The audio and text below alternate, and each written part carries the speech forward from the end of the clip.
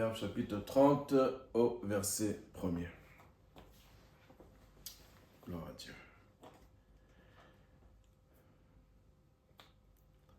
Gloire à Dieu. Alléluia. Verset 1er. On va lire à partir du verset 1er jusqu'au verset 9. Parole d'Agur, fils de Jaquet. Sentence prononcée par cet homme pour Itiel et pour Ucal. Certes, je suis plus stupide que personne, et je n'ai pas l'intelligence d'un homme. Je n'ai pas appris la sagesse, et je ne connais pas la science des saints. Qui est monté aux cieux, et qui en est descendu? Qui a recueilli le vent dans ses mains? Qui a serré les eaux dans son vêtement? Qui a fait paraître les extrémités de la terre? Quel est son nom? Et quel est le nom de son fils? Le sais-tu? Toute parole de Dieu est éprouvée. Il est un bouclier pour ceux qui cherchent en lui un refuge. N'ajoute rien à ces paroles, de peur qu'ils ne te reprennent et que tu ne sois trouvé menteur. Je te demande deux choses. Ne me les refuse pas avant que je meure. Éloigne de moi la fausseté et la parole mensongère. Ne me donne ni pauvreté, ni richesse. Accorde-moi le pain qui m'est nécessaire. De peur que dans l'abondance, je te renie. Et que je ne dise, qui est l'Éternel? Ou que, dans la pauvreté, je ne dérobe et ne m'attaque au nom de mon Dieu. Amen. Alors là, on voit que Agur commence fort. Il a un positionnement où il se met plus bas que terre. Exprès. Il est conduit par l'Esprit Saint. Car nous savons que c'est par l'Esprit Saint que les saints hommes de Dieu ont écrit la parole. Tous ces 40 auteurs qui ont écrit ces 66 livres ont été poussés par l'Esprit Saint pour écrire la parole de Dieu. Et les livres sont un à un assemblés, et tout cela s'appelle une Bible, donc un ensemble de livres. Et ces livres ont été canonisés, c'est-à-dire que il fallait qu'on reconnaisse dans chaque livre qu'il y ait la signature du Saint-Esprit, la signature de Dieu, qu'il n'y ait rien d'incohérent. C'est la raison pour laquelle les livres apocryphes, par exemple, ont été mis de côté. Car la parole de Dieu ne souffre d'aucune poussière, d'aucune contestation humaine. La parole de Dieu se suffit à elle-même. Donc, pourquoi ajouter? Pourquoi aller plus loin? Le plus loin de la parole de Dieu, c'est le plus loin du serpent face à Ève. Dieu a déjà parlé, ce qui a été dit, je le garde et je ne vais pas plus loin. Les générations ont passé, les siècles ont passé, et les hommes se sont trouvés une certaine intelligence et ont écrit des nouveaux livres, d'autres livres, livre sur livre, livre sur livre, et sans se rendre compte que, c'est pour ça qu'on les nomme apocryphes, qu'il y avait le poison de Satan dans la respiration. Tout ce qui est en dehors de la sainte parole de Dieu, il y a du venin du diable. Intelligemment, Agur se met plus bas que terre. Et il a aussi de l'humour juif. Soit lui, soit c'est juste l'Esprit de Dieu qui souhaite communiquer de cette manière-là. Et on sait que Dieu a de l'humour. On sait aussi que Dieu a de l'humour. Nous l'avons déjà vu dans bien des histoires.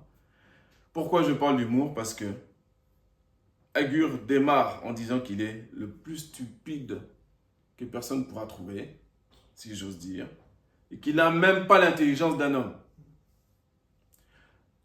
Mais je vais quand même dire deux, trois choses. Et dans ces choses, je vais vous poser des questions. Puisqu'apparemment, je suis le plus stupide de tous les hommes. Et à partir du verset 4, on voit que va s'enchaîner la révélation, déjà dans ces temps-là des Proverbes, la révélation qu'il a avant que Jésus même soit là. La révélation que l'Éternel lui a accordée. Et en fonction de cette révélation, dans ce temps-là, donc des siècles en arrière, étant non pas stupide du coup, mais très sage, il a mis en action son bouclier de protection qui est l'humilité. C'est-à-dire il a maintenu sa chair en bride. Parce que là, il va annoncer des choses fortes, des choses extraordinaires. Donc, premièrement, il met une mesure de protection. Donc, Dieu me révèle quelque chose un jour sur quelqu'un, sur moi, sur la vie en général. C'est bien. Quelque chose de grand. C'est bien. Attention comment je vais le distribuer. Est-ce que c'est le moment? Comment je dois le distribuer? Ça appartient à Dieu. Alors, pour Agur, dans ce temps-là, c'était de démarrer avec un peu d'humour pour dire qu'il est le plus stupide que personne et qu'il n'a même pas l'intelligence d'un homme. Il n'a même pas appris la sagesse. Il ne connaît même pas la science des saints. Bon. En même temps, il accorde du crédit aux grands hommes de l'époque qui sont autour de lui, que ce soit dans les synagogues, que ce soit les prophètes qui sont nomades, allant de tribu en tribu, ou d'autres grands hommes, peu importe. Il reconnaît qu'il y en a qui sont sages et qui ont aussi de la science. Et limite, et là c'est moi qui parle, c'est pas le Seigneur qui parle, mais limite il pourrait se dire, en quel honneur Dieu me révèle ces choses. Ce qui va suivre. Oui, en vérité, Dieu, il prend les choses petites, les choses viles, les choses folles du monde, les choses méprisables aux yeux des hommes, et il les élève. Ouais. C'est pas, si quelqu'un veut une grande révélation, c'est pas la peine qu'il s'inscrive dans tous les instituts bibliques, qu'il fasse tous les masters de la terre. Il faut simplement qu'il se mette à plat ventre devant le Seigneur et qu'il accepte la mesure que le Seigneur va lui donner pour sa propre vie et pour son environnement. Parce que le Saint-Esprit accorde des dons, nous le savons, comme il le veut, dit la parole. Donc il faut déjà que je sois d'accord avec ça. Et ensuite, Dieu va élever son enfant, car il se plaît à faire des révélations. Mais dans quel cœur Emmanuel il va faire la révélation, ça c'est autre chose. Alors il dit, commence. Qui est monté aux cieux? Qui en est descendu? Qui a recueilli le vent dans ses mains? Qui a serré les eaux dans son vêtement? Il donne de l'instruction, il donne la révélation. Les eaux ont été serrées dans un vêtement. Mystère. Qui a fait paraître les extrémités de la terre? C'est qui donc? Quel est son nom? Et quel est le nom de son fils? Quel est son nom dans le sens? Ça, vous pouvez répondre. Puisque Moïse nous a transmis qu'il a été un jour sur la montagne et que Dieu lui a dit « Je suis ». Moïse a demandé son nom, l'Éternel a dit « Je suis ». Bon, de génération en génération, jusqu'au temps des Proverbes, ça a été transmis dans le peuple. « Je suis ». Mais maintenant, est-ce que tu peux donner le nom de son fils? Déjà au temps des Proverbes. Le sais-tu? Savais-tu que Dieu avait un fils? Donc il faut que les gens d'aujourd'hui, contemporains, modernes, là, sachent que, les détracteurs de la parole de Dieu, que depuis bien longtemps, il y avait déjà l'histoire du Fils de Dieu, que ce n'est pas une invention préfabriquée par le christianisme moderne ou par le blanc colonisateur voulant coloniser le monde entier avec une religion bricolée. Non, cela n'a rien à voir. Cela n'a rien à voir. Quel est son nom et quel est le nom de son fils? Le sais-tu? Toute parole de Dieu est éprouvée. Il est un bouclier pour ceux qui cherchent en lui un refuge. Ça, je n'ai pas besoin d'expliquer plus en avant.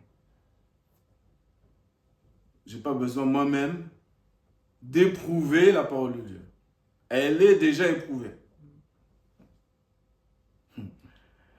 Donc, je n'ai pas besoin de laisser de la place à même une poussière de doute pour me dire, est-ce que ceci, est-ce que, peut-être que, non. Ça, c'est le venin du serpent. Nous, quand Dieu parle. Je ne peux pas dire autrement.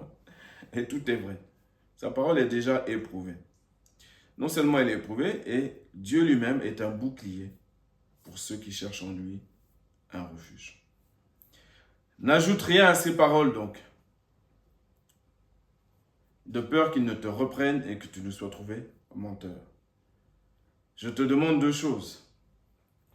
Donc là, on va aller vers la chute, vers l'essence même du message de ce matin. Ce qu'on peut demander aussi, on peut faire comme Agur et demander ces choses.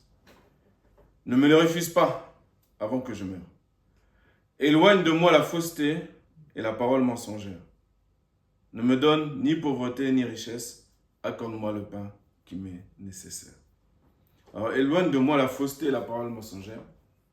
Donc, il a reconnu, quoi qu'il y ait eu des révélations, quoi qu'il nous ait dit des paroles extraordinaires, il a reconnu et il reconnaît que ça, c'est quelque chose qui peut venir. Il peut y avoir une facilité à user de fausseté, user de mensonges. Et comme on dit aujourd'hui, les expressions, petit mensonge, petit ceci, petit cela. J'ai pas menti, j'ai oublié. Etc., etc. Ne me donne ni pauvreté ni richesse. Ça, c'est étonnant. Ne me donne pas de la pauvreté, je peux comprendre. Mais il dit aussi de ne pas lui donner la richesse. Et oui, il y a un piège aussi dans la richesse. Accorde-moi le pain qui m'est nécessaire. De peur que dans l'abondance, je ne te renie et ne dise où est l'Éternel. Qui est l'Éternel? Ou que dans la pauvreté, je ne dérobe et ne m'attaque au nom de mon Dieu. Donc là, on voit qu'il parle de ce que Paul parle plus tard, des siècles après, du contentement. Ah, je suis content. Le Seigneur m'a appris, m'a enseigné à vivre dans le manque et aussi dans l'abondance. Que le nom de l'Éternel soit béni. C'est-à-dire que cela ne change pas le nom de l'Éternel ni sa parole. Le fait que du jour au lendemain, pendant un temps que moi-même je ne connais pas, mais j'ai moins de pièces dans les poches qu'auparavant. Est-ce que la parole de Dieu n'est plus là? Pourtant, j'ai lu dans Psaume 23, l'Éternel est mon berger, je ne manquerai de rien, etc. Je ne comprends pas. Je ne comprends pas. Eh bien, il y a un rappel aujourd'hui qui nous est donné, c'est que, t'inquiète pas, la parole de Dieu, elle n'est pas trafiquée. Elle est éprouvée. Toute parole de Dieu est éprouvée. Elle est affinée, elle est pure, elle est sainte, elle est certaine et véritable. Donc, si nous-mêmes nous nous trouvons dans une position qui semble contradictoire, le réflexe que nous devons avoir, et c'est ce que Dieu nous dit aujourd'hui, c'est de se rappeler que Dieu lui-même, avant même sa parole, Dieu lui-même est un bouclier pour ceux qui cherchent en lui un refuge. Le réflexe, il est clair, direct, droit, de courir vers Dieu et de mettre mon refuge en Dieu. Je ne peux pas mettre mon refuge dans tel ou tel service social, telle ou telle personne providentielle, tel ou tel homme politique, tel ou tel je ne sais quoi. En Dieu. Ensuite, Dieu, lui, qui contrôle tout, il agite, il donne des petites directions à gauche, à droite, pour que ses saints ne manquent de rien. J'ai été vieux, et j'ai été jeune, et je suis vieux, et je n'ai jamais vu le juste abandonné et sa postérité mendiant son pain. J'ai jamais vu. David qui parle. Il n'a jamais vu. Donc Dieu est fidèle. C'est le message du jour. Se rappeler que Dieu est fidèle. Et pour nous, dans notre mentalité, on voit que là, Agur, son énergie, si j'ose dire, ce qui est important pour lui, plutôt.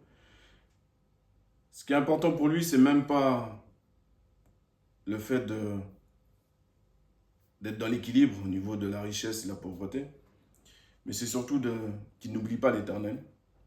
C'est surtout qu'il ne s'attaque pas, que son nom, comme le nom de Dieu est sur sa tête, et bien qu'il ne soit pas calomnié. Et c'est surtout que la fausseté et le mensonge soient éloignés de lui. On s'occupe de ces choses-là et Dieu s'occupe du reste. Encore une fois, cherchez premièrement le royaume des cieux et sa justice. Et le reste, Dieu va nous l'accorder. Il va nous l'accorder. Il ne faut pas s'inquiéter. Donc c'est un avantage qu'on a. Un avantage qu'on a. Que normalement, chaque chrétien, et c'est ce qu'on doit, si on rencontre plus tard des chrétiens où on voit qu'il y a de l'envie ou de la jalousie, les uns envers les autres, ça, c'est pas du tout normal. Je n'ai rien à envier à quiconque. Au contraire, ce qui est bon, ce qui est les bénédictions que Dieu donne à mon prochain, eh bien, je suis heureux pour mon prochain. Basta. Merci Seigneur pour ta fidélité. Merci Seigneur pour ta parole qui est certaine, véritable, qui est pure, qui est éprouvée. Merci Seigneur parce que tu es notre bouclier, notre refuge. Merci Seigneur parce que ta parole sera gravée dans nos esprits et sur nos cœurs. Seigneur, non pas pour que nous puissions nous satisfaire d'avoir marqué d'une croix, nous avons fait un culte d'un acte religieux quelconque, routinier. Mais au contraire, ta parole est opérante, elle est vivante, Seigneur. Oui. Et tu nous parles de bien des manières, afin, Seigneur mon Dieu, que celui qui a des oreilles pour entendre, entende. Afin que celui qui comprend du cœur, eh bien, puisse être converti, et de la conversion, qu'il passe à la guérison. Merci, Seigneur, de continuer de guérir toutes les plaies spirituelles qui ne sont pas visibles par l'œil nu en chacun d'entre nous. Merci, mon Dieu, pour le baume, Seigneur, de ton Esprit Saint. Merci, Seigneur, pour ta parole qui sanctifie, qui, c'est vrai, qui nous met à part de ce monde. Ce monde cherche la richesse, le matériel, l'accumulation encore et encore et encore et encore. Et Seigneur, tu nous enseignes à rechercher juste ce qui nous est nécessaire. Béni soit ton nom, Seigneur. Béni soit ton nom. Tu es notre richesse. C'est toi, notre richesse. Donc oui, nous pouvons dire que nous sommes riches en toi. Béni soit ton nom, Jésus. Gloire et louange à toi. Continue de renouveler l'intelligence, Seigneur, des personnes présentes ici, des personnes qui écouteront le message plus tard. À toi seul la gloire, Père. À toi seul la gloire. Amen.